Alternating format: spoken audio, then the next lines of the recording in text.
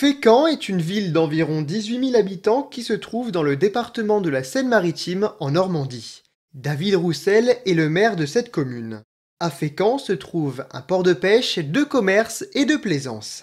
Le port de plaisance dispose d'une capacité d'accueil de plus de 700 bateaux sur ponton. Il est réservé aux bateaux d'une longueur inférieure à 20 mètres.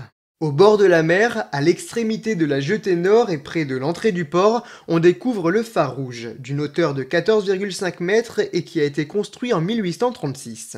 Il fut éteint le 15 août 1901. En 1952, il a été remis en marche et un second phare a été construit, le phare vert. Ils sont situés pas très loin l'un de l'autre. Ensuite, on découvre la plage. Une plage de galets qui s'étend sur 800 mètres et qui a été labellisée Pavillon Bleu, tout comme le port de plaisance. Il s'agit d'un label qui vise à valoriser les communes qui mènent de façon permanente une politique de développement touristique durable. C'est-à-dire qui limite l'impact négatif des activités sur l'environnement. Non loin de la plage, on observe des falaises. Lorsque l'on emprunte un sentier de randonnée, on peut se rendre tout en haut et découvrir la chapelle Notre-Dame du Salut, que l'on peut aussi nommer Notre-Dame des Marins, car elle est dédiée aux marins qui ont disparu en mer. Cet édifice a été victime de dégradation lors de la guerre des religions au cours du XVIe siècle. Et puis, à côté prend place un sémaphore qui date de 1904 et qui assure une veille de façon permanente 24 heures sur 24. Il occupe la tour de l'ancien phare de la Vierge qui avait été bâti en 1834.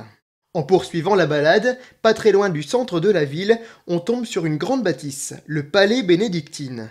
Il a été construit à la fin du 19e siècle par Alexandre le Grand en l'honneur de la liqueur où elle est élaborée. Ce lieu est accessible à la visite pour y découvrir des collections d'art, des caves et aussi pour une dégustation. Parmi les autres lieux à visiter, il y a le musée Les Pêcheries dans lequel on découvre l'ensemble des collections municipales fécampoises avec un espace documentation ou encore des salles d'exposition. Ce musée est accessible de 10h à 18h. Et puis dans le centre, on voit les ruines du château de Fécamp. Elles sont classées au titre des monuments historiques. Ce château fort avait été bâti dès le Xe siècle. Juste à côté prend place l'abbatiale de la Sainte Trinité. Elle est également classée comme étant un monument historique depuis 1840. Il s'agit d'une abbaye bénédictine qui fut construite à l'époque dans l'enceinte du château des ducs de Normandie. Cette abbatiale, de style gothique, avec quelques chapelles romanes, comporte une vaste nef d'une longueur de 127 mètres, soit autant que Notre-Dame de Paris. Et puis, à Fécamp, on peut aussi visiter l'église Saint-Étienne qui appartient au diocèse du Havre. Ses premières traces proviennent du XIe siècle. Elle fut reconstruite au XVIe siècle car elle était jugée trop petite. À l'intérieur, on admire les peintures monumentales du chœur datant du XIXe siècle.